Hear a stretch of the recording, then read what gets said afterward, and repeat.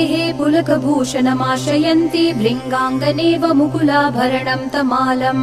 अङ्गीकृताखिल विभूतिरपाङ्गलीला माङ्गल्यदास्तु मम मङ्गलदेवतायाः मुग्धा मुहुर्विदधति वदने मुरारेः प्रेमत्रपा प्रणिहितानि गतानि मालादृशोर्मधुकरीव महोत्पलेय सा मे श्रियं दिशतु सागरसम्भवायाः आमीलिताक्षमधिगम्य मुदा मुकुन्दम् आनन्दकन्दमनिमेषमनङ्गतन्त्रम्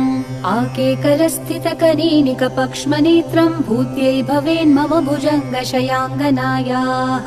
बाह्वन्तरे मधुजितश्रितकौस्तुभेय हारावलीव हरिनीलमयी विभाति कामप्रदा भगवतोऽपि कटाक्षमाला कल्याणमावहतु मे कमलालयायाः कालाम्बुतालि ललितोरसिकैटभारेः धाराधरे स्फुरति या तडिदङ्गनेव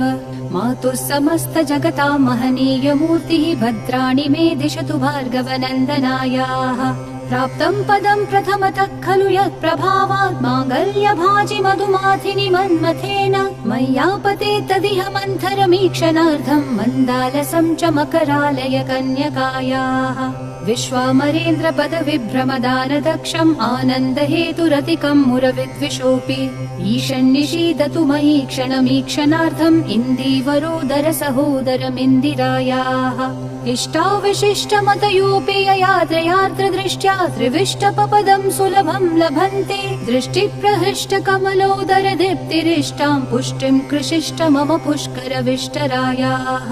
दद्यादयानुपवनो द्रविणाम्बुधाराम् अस्मिन्न किञ्चन विहङ्गशिशौ विषण्णे दुष्कर्म धर्ममपनीय चिराय दूरम् नारायण प्रणयिनी नयनाम्बुवाहः गीर्देवतेति गरुडध्वज सुन्दरीति शाकम्भरीति शशिशेखर वल्लभेति सृष्टिस्थिति प्रलय कीलिषु संस्थितायै तस्यै नमस्त्रिभुवनैक गुरोस्तरुण्यै श्रुत्यै नमोऽस्तु शुभकर्म फलप्रसूत्यै रत्यै नमोऽस्तु रमणीय गुणार्णवायै शक्त्यै नमोऽस्तु शतपत्र निकेतनायै पुष्ट्यै नमोऽस्तु पुरुषोत्तम वल्लभायै नमोऽस्तु नालीकनिभाननायै नमोऽस्तु दुग्धोदधि जन्मभूम्यै नमोऽस्तु सोमामृत सोदरायै नमोऽस्तु नारायण वल्लभायै नमोऽस्तु हेमाम्बुज पीठिकायै नमोऽस्तु भूमण्डल नायिकायै नमोऽस्तु देवादिदयापरायै नमोऽस्तु शार्ङ्गायुध वल्लभायै